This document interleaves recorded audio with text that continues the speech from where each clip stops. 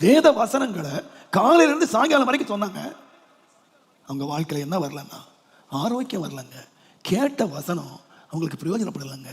ஏன்னா கொழுப்பு எங்க இருக்குன்னு கேட்டீங்கன்னா இருதயத்தில். இன்றைக்கு ஆண்டவர் நம்ம கொழுப்புகளை அகற்றணும். நான் சொல்ற வார்த்தையை மன்னிச்சுங்க. இருதயம் கொழுத்து இருக்கு.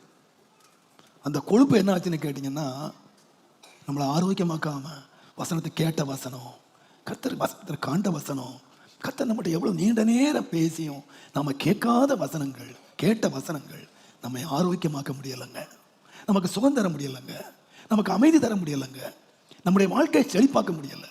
ஆண்டவர் நம்முடைய செழிப்புக்காக கொடுத்த வசனங்களை கொண்டு நம்ம ஆரோக்கியமாக்க முடியாத காரணம் கேட்டீங்கன்னா வசனத்தில் வல்லமை இல்லாமல் போகல. கர்த்தருடைய வசனம் எல்லாம் செய்ய வல்லது. ஆனால் அந்த இருதய கொழுப்பு அகற்ற முடியலை. அந்த ஆணவம், அந்த பெருமை,